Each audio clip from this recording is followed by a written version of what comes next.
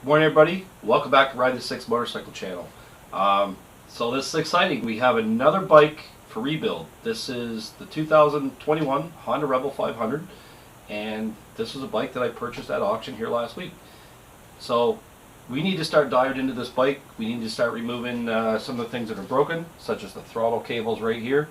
I didn't want to get too far into the bike until I changed the throttle cables out and make sure everything's working properly. There's no mechanical issues with the bike, such as transmission gearing, anything like that. It's just a safe way to do things, guys, when you're doing bike rebuilds. Step one is going to get it essentially rideable. So in order to get it rideable, all we need to do is change out these throttle cables. So that's step one. Once we know that the bike has no mechanical issues, we're going to start go ahead and ordering some of the big price components, such as the tank, possibly the front headlight, and stuff like that. So before I spend too much money onto the bike, although I am fairly confident there's nothing wrong with the bike, it's just kind of like the cover your ass kind of thing, right? So we'll do the quick fix first, get it up and running, and yeah, we'll go from there. So let's start getting into the bike. Let's start taking it apart. In order to get at these cables, I'm pretty sure we need to get under the fuel tank, and in order to get under the fuel tank, we need to remove the seat. So let's get started. Why waste time? Alright, so the first thing we're going to do, we're actually going to remove the seat, and in order to do that, you just have to kind of pull up the rear of your seat a little bit, and there's two bolts there. I don't know what size bolt they are, guys, because my numbers are all worn off on my T-handle set, so I can't tell you what size the bolts are, but you just got to loosen those bolts. Hopefully the seat will just pull up and back, is my suspect. There we go. Seat has been removed.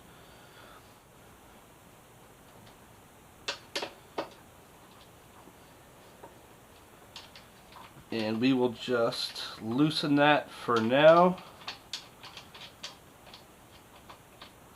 It's quite a long bolt by the looks of it.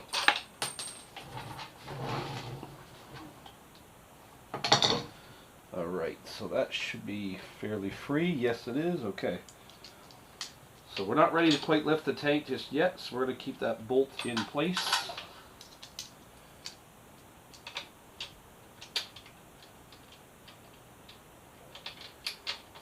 So another cool thing I just found here on the Rebel.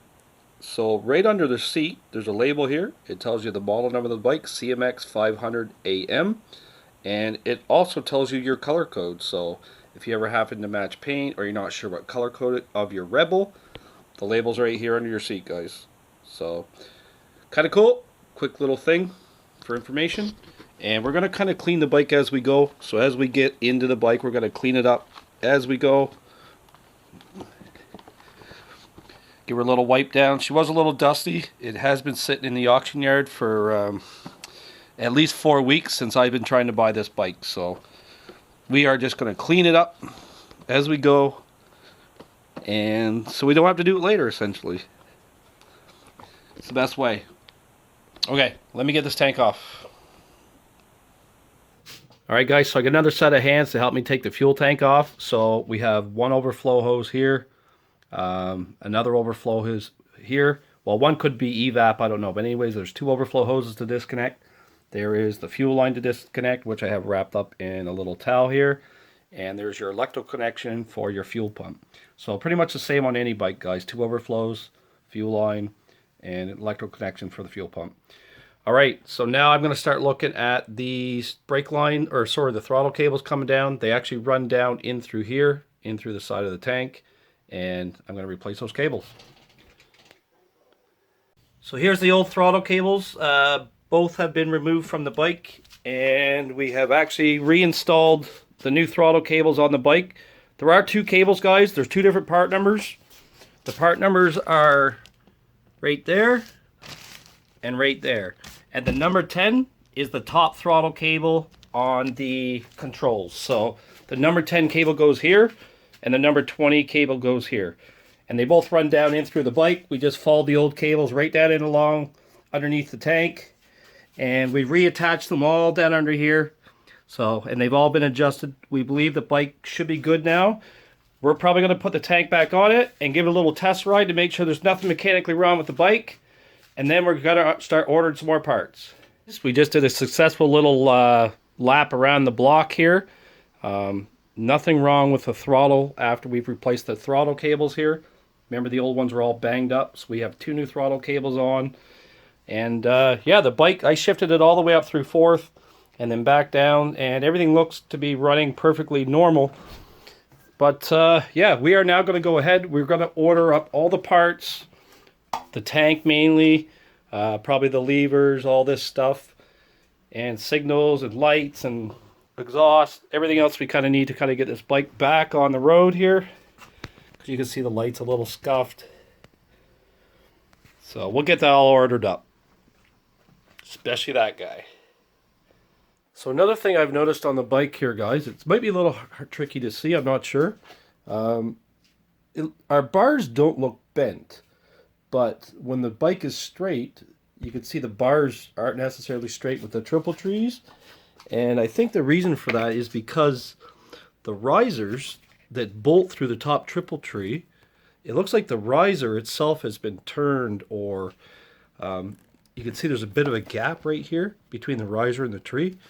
It looks like the risers themselves have turned this direction, making it appear that it's not straight. But I'm going to have to unbolt all this stuff too and just see what's going on. We may have a bent, there may be a bent riser, or maybe the bolt is bent. I'm not sure, but there's something here just not quite right. So we're going to start by taking off the, I guess, the top piece of this housing, the headlight housing. And there's just 2 bolts here. I believe this, once I take these 2 bolts out, this piece will come loose. And there are some little nylon washers, so I want to try to save those. And let's get this side out here. Well, the side was fairly loose. Oh, okay, something just dropped out. Stuff dropping out everywhere. I don't know what is dropping out. Oh, that looked like a rock or something. Alright, so our top little piece is out. This doesn't look like it's broken, so we'll probably reuse that. And then, oh, there's stuff falling out again. Okay, so there's 4 bolts securing this housing. Oh wow. There is gravel up underneath this headlight housing. These are stones that are coming out. So this guy, whoever had this bike, it looks, they must have put this down on a stone road or something. Okay, so there's 4 bolts. There's one here, and there's a bolt here and here. Some of the bolts are already out because I have loosened them off. So 3 of the bolts are out. This last bolt right here, I'm not sure if it's going to come out or not. It might. It looks like it's kind of jammed in amongst the plastic here. So let's see if it comes out. Successful, guys. I was able to pry that out, and I just this piece is damaged anyway, so I just ended up breaking around the edge here to get that bolt out. It was jammed in here in the plastic. So this shroud has to be replaced, but I'm going to save this little rubber piece here, or a foam piece. That might be required to put the light back together. Let's give her a little clean here. I don't see anything damaged or bent up here around the light, right off the bat at least.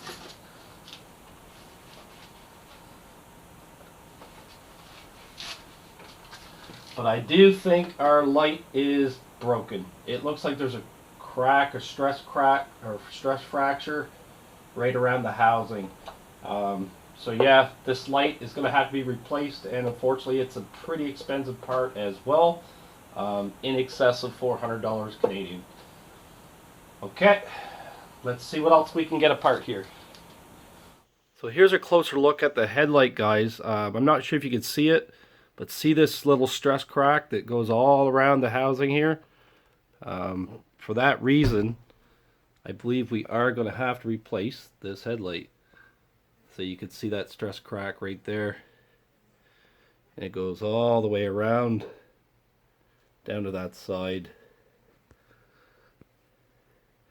I think it's a stress crack. It's very hard to tell. It looks like it is.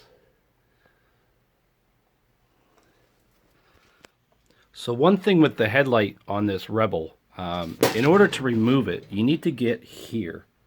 Now, if you look at that bolt, it is directly behind the forks, and the only way to get in there is with an old school traditional Allen key, which sucks because you can only get about a quarter turn. So I decided to remove the headlight in order to get at all this riser stuff, because the headlight has to come on anyway, and I think it'll give me some more space up in here to work underneath the bars, because I can't really get in where I'm trying to get to. So let's get that headlight off. Okay, so I managed to get the one headlight bolt out of the other side. Now the other bolt is on this side, and it's going to be really hard to see, guys, but there's a brake line here, and I can't even get an Allen key in around this brake line to get at the second bolt. So now I need to remove the front brake line from the lower triple tree. All right, so there we go, guys. 1 8mm bolt, basically just holding this brake line in place. And now that I can kind of move that brake line out of the way, I can get at hopefully the second bolt for the headlight, which is here. So it's kind of a pain in the butt, but we're gonna get it, guys. That headlight's gonna be coming out. All right, we are making progress. So I got those 2 bolts out, and then there was a third bolt here, which actually acts as an adjuster as well, a vertical adjuster on the light. I've taken that out. We now have our headlight kind of separated from the housing, but this is a pretty complex headlight, guys. Like, look at all the connectors down here inside the headlight. This very well could be all your signals. I don't know yet, but I do have a couple signals out, so once I start tracing those wires, and it's very good chance they may come back to this point here. So let me get this guy disconnected now, and let's go from there. Success, guys. After sweating in my hot and humid garage here for the last half hour, I managed to remove the light. A lot of the other ones just kind of clip. Remember the white and orange clips and the white and green clips? They just kind of lay in there. It's more of like a cable management thing. And then this is the actual plug for your headlight. And it's a little tricky to get out. But if I could show you the connector, there's one little tab right there. If you lift that little tab, mainly just by kind of sliding a screwdriver in the back, it pops right out. So there's your wiring harness for your light once you get that housing and stuff off. And then now I'm hoping that with this light off, it had to come off anyway. With this light off, I can get at underneath here and get these risers straightened up. Alright, so we're working on the bars here now, guys. So you can see under here, I've actually taken this nut off. They call this the lower handlebar holder nut. There's one on each side here. It's kind of tricky to get at because there's a lot of cables in the way, but you're going to need a 15mm socket wrench and probably a small extension to get up in there. Anyways, I've managed to get them out. I'm now going to take the bars off here, and we're going to see why this piece is out of whack or out of place, and try to straighten these bars up.